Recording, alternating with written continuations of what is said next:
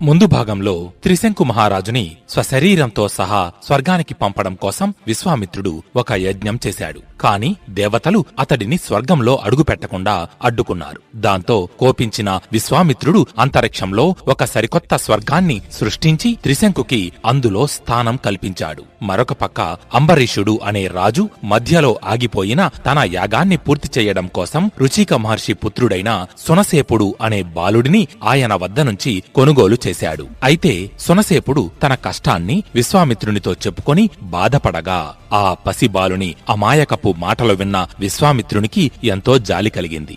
ఆ భావోద్వేగంలో తనను తాను మరచిపోయి, సునసేప, దిగులు పడకు, నీకు ఏమీ కాకుండా నేను రక్షిస్తాను అని చెప్పి తన నలుగురు కుమారులను పిలిచాడు. పిలిచి వారితో, పుత్రులారా, పుట్టినప్పటి నుండి నేను మిమ్మల్ని ఎంత ప్రేమగా చూశానో మీకు తెలుసు. మీకు కూడా నా మీద అంతే గౌరవం ఉందని ఆశిస్తున్నాను. అందుకనే మీరు నా మాట కాదనరనే నమ్మకంతో ఒకటి అడుగుతున్నాను. అంబరీషుడు చేస్తున్న యజ్ఞంలో యజ్ఞ పశువుగా ఈ సునసేపునికి బదులుగా మీలో ఒకరు వెళ్ళండి. అప్పుడు నేను ఇతన్ని కాపాడుతానని ఇచ్చిన మాట నిలబడుతుంది.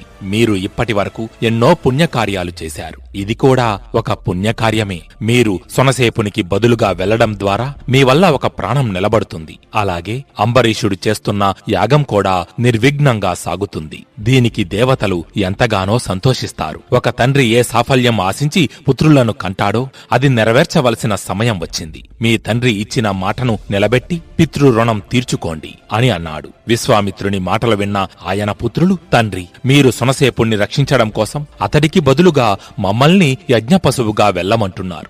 ఇది ఎంతవరకు న్యాయం? ఏ తండ్రైనా తన కుమారులను ఇటువంటి కోరిక కోరతాడా? దీనికంటే కుక్క మాంసం తినడం నయం కదా. క్షమించండి, ఈ ఒక్క విషయంలో మేము మీ మాట వినలేము. సునసేపునికి బదులుగా మేమెవ్వరం యజ్ఞ పశువుగా వెళ్ళము అని అన్నారు. అయితే తన పుత్రులే తన మాట కాదనేసరికి, పైగా తనని కుక్క మాంసం తినడం నయమని అవమానించడంతో విశ్వామిత్రునికి విపరీతమైన కోపం వచ్చింది. ఆవేశంతో ఊగిపోతూ తన కుమారులని కూడా చూడకుండా ఏమన్నారు? పరులకు సాయం చెయ్యడం కన్నా కుక్క మాంసం తినడం నయమా?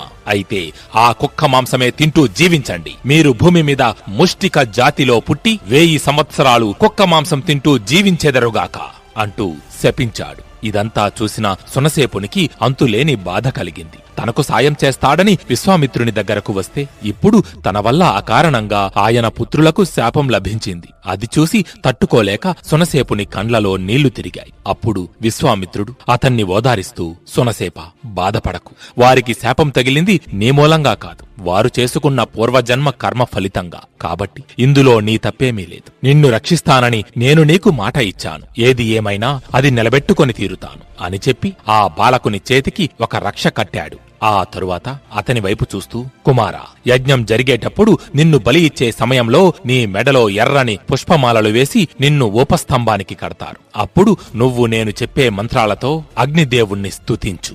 నీకంతా మంచే జరుగుతుంది అని చెప్పి అతడికి 2 మంత్రాలను ఉపదేశించాడు విశ్వామిత్రుడు. ఆ మంత్రాలను స్వీకరించిన సునసేపుడు ఇక తన భయాన్ని విడిచిపెట్టి నిక్షేపంగా అంబరీషుని వెంట బయలుదేరాడు. అలా వారు రథం మీద ప్రయాణించి యజ్ఞవాటికకు చేరుకున్నారు. అనుకున్నట్టుగానే సునసేపునికి ఎర్రటి వస్త్రాలు కట్టి పూలమాలలు వేసి ఉపస్తంభానికి కట్టారు. మొత్తంగా ఒక బలి పశువును సిద్ధం చేసినట్లు చేశారు. కాని సునసేపుడు భయపడలేదు. విశ్వామిత్రుని మీద నమ్మకంతో కళ్ళు మూసుకుని ఆయన ఉపదేశించిన మంత్రాలతో ఇంద్రుణ్ణి, అగ్నిని, దేవతలను స్తుతించాడు. ఆ స్తోత్రాలకు దేవేంద్రుడు ప్రసన్నుడై ఆ బాలుడికి దీర్ఘాయువును ప్రసాదించాడు. అంతేకాకుండా బలివ్వకుండానే అంబరీషునికి యజ్ఞఫలం పూర్తిగా అందేటట్టుగా కూడా వరం ప్రసాదించాడు. ఆ విధంగా సునసేపుని ప్రాణాలు రక్షింపబడ్డాయి. అయితే ఈ సంఘటనంతా అయిన తరువాత విశ్వామిత్రుడు మళ్లీ తన తపస్సుని కొనసాగించాడు. అలా మరో 1000 సంవత్సరాలు తపస్సు చేశాడు. అంతటా బ్రహ్మదేవుడు ఇతర దేవతలతో కలిసి ప్రత్యక్షమై, ఓ విశ్వామిత్ర, నీవు రాజర్షి నుంచి ఋషివయ్యావు అని అన్నాడు. అలా ఆశీర్వదించి తిరిగి తన బ్రహ్మలోకం వెళ్లిపోయాడు. అయితే ఆ ఋషి అనే పిలుపు కూడా విశ్వామిత్రునికి అంత సంతోషాన్ని కలిగించలేదు. వశిష్ఠునిలా తాను కూడా బ్రహ్మర్షి కావాలనేది ఆయన కోరిక. ఆ లక్ష్యం కోసమే మరలా తపస్సు చేయడం మొదలుపెట్టాడు. అలా కొన్ని సంవత్సరాలు గడిచాయి. ఒకరోజు మేనక అనే అప్సరస విశ్వామిత్రుడు తపస్సు చేస్తున్న ఆశ్రమానికి దగ్గరలో ఉన్న కొలనులో స్నానం చేస్తూ ఉంది. ఆ మేనకను చూశాడు విశ్వామిత్రుడు. ఆమె అందచందాలను చూసి మోహితుడై ఆమె దగ్గరకు వెళ్లి, ఓ సౌందర్యవతి, నీకు నా ఆశ్రమానికి స్వాగతం. నిన్ను చూడగానే నా మనసు లయ తప్పింది. మన్మథ బాధకు తట్టుకోలేకున్నాను. నన్ను కరుణించు అంటూ వేడుకున్నాడు. విశ్వామిత్రుని కోరికను మన్నించింది మేనక.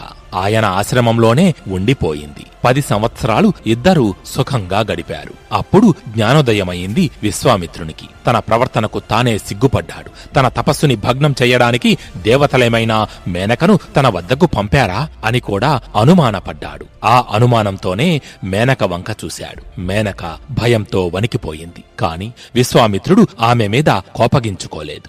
జాలిపడ్డాడు. తప్పు తనదేనని తెలుసుకొని ఆమెతో మంచిగా మాట్లాడి పంపించి వేశాడు. ఆ తరువాత విశ్వామిత్రుడు హిమాలయ పర్వతాలకు వెళ్లాడు. అక్కడ ఇంద్రియాలను నిగ్రహించుకొని కౌశకీ నదీ తీరంలో తపస్సు చేయడం మొదలుపెట్టాడు. ఆ ప్రకారం 1000 సంవత్సరాలు తీవ్రమైన తపస్సు చేశాడు. ఆయన తపస్సుకు దేవతలందరూ భయపడిపోయి బ్రహ్మదేవుణ్ణి ఆశ్రయించగా బ్రహ్మదేవుడు వారందరితో కలిసి విశ్వామిత్రుని ముందు ప్రత్యక్షమై, ఓ విశ్వామిత్ర, నీ తపస్సు ఫలించింది. నేను ప్రసన్నుడైనాను. నీవు మహర్షిత్వాన్ని సాధించావు. నేటి నుండి నీవు మహారుషివి అని అన్నాడు. కాని దానికి కూడా విశ్వామిత్రుడికి సంతోషం కలగలేదు. తిరిగి బ్రహ్మదేవునితో, ఓ బ్రహ్మదేవ, మీరు నేను మహర్షినయ్యానని అన్నారు. కాని అంతకంటే ముఖ్యంగా నేను జితేంద్రుడినయ్యానా అని అడిగాడు. జితేంద్రుడు అంటే ఇంద్రియాలను జయించినవాడు అని అర్థం. అయితే విశ్వామిత్రుని మాటలకు బ్రహ్మదేవుడు అంటూ నవ్వి, ఓ మహర్షి, నీవు ఇంకా జితేంద్రియుడవు కాలేదు. దానికోసం ఇంకా తపస్సు చేయవలసి ఉంది అని చెప్పి అంతర్ధానమయ్యాడు. దేవతలు కూడా ఆయన వెంట స్వర్గానికి వెళ్లిపోయారు. దాంతో విశ్వామిత్రుడు మరలా తపస్సు చేయడం మొదలుపెట్టాడు. ఇది ఎంతటి ఘోరమైన తపస్సు అంటే చేతులు పైకెత్తి కేవలం గాలిని మాత్రమే ఆహారంగా తీసుకుంటూ ఎండాకాలంలో 5 అగ్నుల మధ్యలో నిలబడి, వర్షాకాలంలో 6 బయట వర్షపు చినుకులలో తడుస్తూ, చలికాలంలో నీటిలో మునిగి ఇలా అత్యంత కఠోరంగా తపస్సు ఆచరిస్తున్నాడు. అలా 1000 సంవత్సరాలు చేశాడు. విశ్వామిత్రుని ఘోర తపస్సు చూసి ఇది ఎక్కడ విపరీత పరిణామానికి దారితీస్తుందోనని దేవతలు, దేవేంద్రుడు భయపడిపోయారు. దాంతో ఇంద్రుడు వెంటనే రంభను పిలిపించి, రంభ, విశ్వామిత్రుడు ఘోర తపస్సు చేస్తున్నాడు. నీవు వెళ్లి నీ అందచందాలతో అతడిని వశపరుచుకుని అతని తపస్సుని భగ్నం చెయ్యాలి. ఇది దేవతా కార్యం. నువ్వు చెయ్యక తప్పదు అని అన్నాడు. ఇంద్రుని మాటలు విన్న రంభ చేతులు జోడించి ఆయనకు నమస్కరించి, ఓ దేవేంద్ర, మీ మాటలు నాకు శిరోధార్యం. కాని ఆ విశ్వామిత్రుడు మహాకోపిష్టి. నా చేష్టలకు ఆయన నన్ను శపించగలడు. నాకు చాలా భయంగా ఉంది. ఆ తరువాత మీ ఇష్టం అని అంది. దానికి ఇంద్రుడు, రంభ, భయపడకు. నీకు తోడుగా నేను మన్మధుడు కోకిలల రూపంలో వచ్చి నీ పక్కనే ఉంటాం. ఏదైనా ప్రమాదం జరిగితే వెంటనే వచ్చి నిన్ను ఆదుకుంటాను. కాబట్టి నీవు భయపడవలసిన పనిలేదు. నీ హావభావ విలాసములతో విశ్వామిత్రునికి మత్తెక్కించు. నా మాట మన్నించు. ఈ కార్యం నెరవేర్చు అని అన్నాడు. దాంతో రంభకు ఒప్పుకోక తప్పలేదు. సరేనని విశ్వామిత్రుని వద్దకు వెళ్లి ఆయన ముందు నాట్యం చెయ్యసాగింది. ఆడింది, పాడింది. విశ్వామిత్రుని మనసుని ఆకర్షించడానికి ఏమేం చెయ్యాలో ఆ ప్రయత్నాలన్నీ చేసింది. రంభను చూశాడు విశ్వామిత్రుడు. అందంగా ఉంది అనుకున్నాడు. కాని అంతలోనే ఆయనకు ఒక సందేహం కలిగింది. ఇదంతా ఆ దేవేంద్రుని కుతంత్రం కాదు కదా అని అనుమానపడ్డాడు. అంతే. ఆ ఆలోచన రాగానే ముందు వెనక ఆలోచించకుండా విపరీతమైన కోపంతో రంభ వైపు చూస్తూ, ప్రశాంతంగా తపస్సు చేసుకుంటున్న నన్ను నీ అందచందాలతో ప్రలోభ పెట్టడానికి ప్రయత్నించావు. కాబట్టి 10,000 సంవత్సరాలు నీవు ఇక్కడే ఇలాగే రాయిలా పడి ఉండు. నీ తప్పుకి శిక్ష పూర్తయిన తరువాత ఒక మునీశ్వరుడు వచ్చి నీకు శాప విమోచనం కలిగిస్తాడు అని శపించాడు. విశ్వామిత్రుడు అలా శపించగానే రంభ రాయిలా మారిపోయింది. ఆమెను కాపాడతానని మాట ఇచ్చిన ఇంద్రుడు, మన్మధుడు మాత్రం అది చూసి అక్కడి నుండి పారిపోయారు. ఆ తరువాత ఏం జరిగిందో తరువాయి భాగంలో తెలుసుకుందాం. జై శ్రీరామ్. జై జై రామాయణం.